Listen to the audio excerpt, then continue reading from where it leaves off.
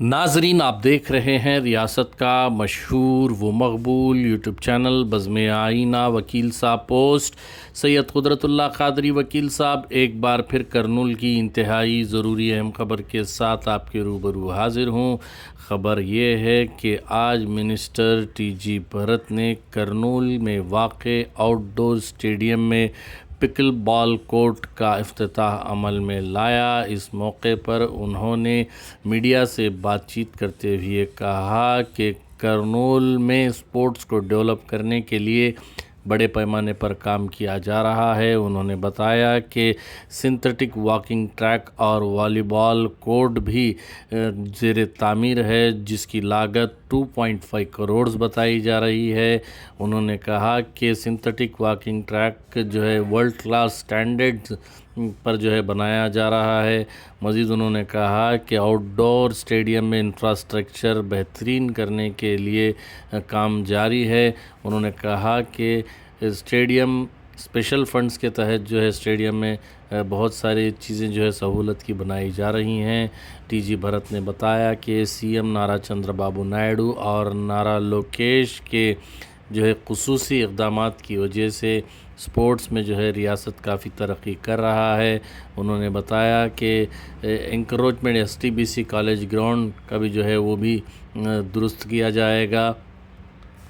उन्होंने अवाम से अपील की कि अवाम को चाहिए कि वो फलाह बहबूद के काम जो हुकूमत की जानिब से किए जा रहे हैं उसका भरपूर ताउन करें। इस मौके पर आप देख सकते हैं कि पिकल कोर्ट के इफ्तिताह के बाद minister TG Bharat district sports authority के ज़िम्मेदार, म्यूनसिपल कॉरपोरेशन के ज़िम्मेदारों के अलावा आंध्र प्रदेश हज कमेटी के मेंबर सूरी मंसूर अली ख़ान, तेलुगु देशम पार्टी के कायदीन जिसमें सोमिशेट्टी वेंकटेश्वरलू और दीगर चेयरमैन भी जो है आप वीडियो में देख सकते हैं। उन्होंने इस मौके पर टीजी भरत का शुक्रिया अदा किया।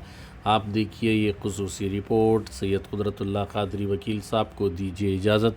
अगर आप हमारे चैनल को अब तक सब्सक्राइब नहीं किए हैं तो ज़रूर सब्सक्राइब करें, लाइक करें, शेयर करें, कमेंट करें, बेल बटन दबाना ना भूलें ताकि लेटेस्ट वीडियोस आप तक बआसानी से दस्तयाब हो सके।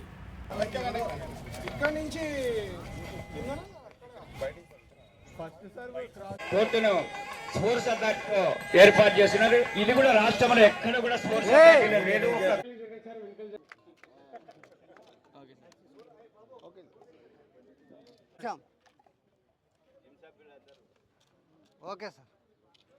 నమస్కారం.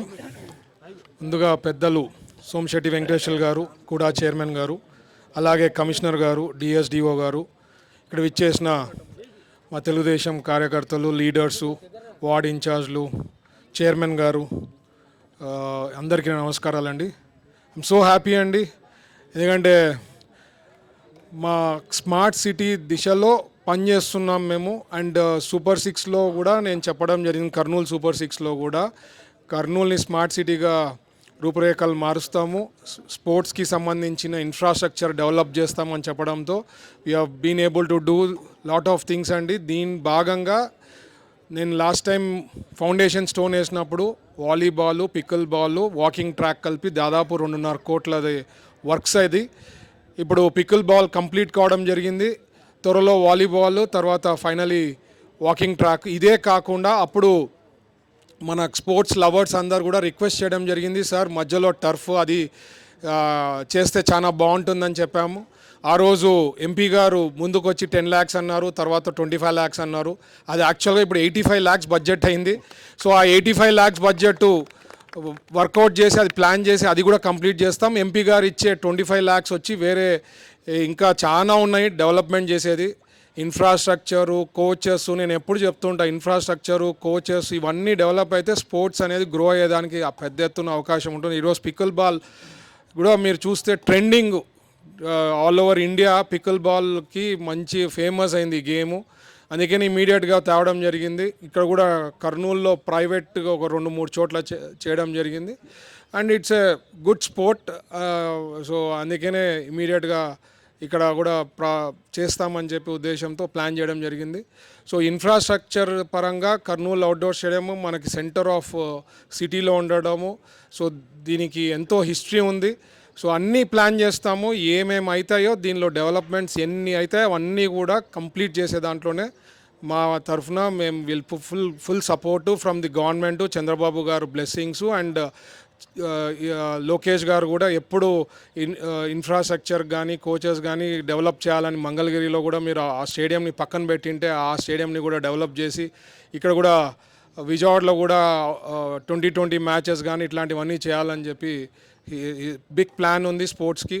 మీరు చూస్తే ఈ మధ్య ఫుట్బాల్ వరల్డ్ కప్ జరిగితే జస్ట్ ఇమాజిన్ ఒక్క వరల్డ్ కప్ ఫైనల్ మ్యాచ్కి ఆ స్టేడియంకి అండి దాదాపు 8,000 కోట్లు ఆదాయం వచ్చింది. జస్ట్ అంటే సీటింగ్.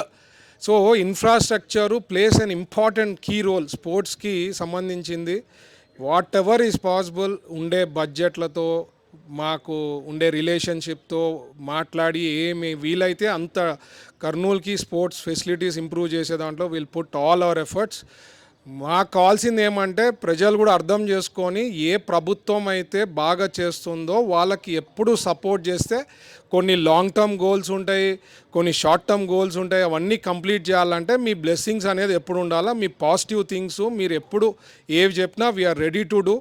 ఈవెన్ ఎస్టీబీసీ గ్రౌండ్లో కూడా ఈ మధ్య ఏదో వినడం జరిగింది, అక్కడ కూడా సమ్ ఇల్లీగల్ కన్స్ట్రక్షన్స్ అవి అంటే ఇమీడియట్గా ఆర్డీఓ గారికి కలెక్టర్ గారికి కూడా మాట్లాడడం జరిగింది. అది ఏమన్నా ఉంటే, ఎందుకంటే అదొక సెంటిమెంటు, ఒక ఎమోషన్. అది ఆ ఎస్టీబీసీ గ్రౌండ్ని పొరపాటున ఏమన్నా ఇల్లీగల్వి జరిగితే కూడా ఎవరు యాక్సెప్ట్ చేయరు.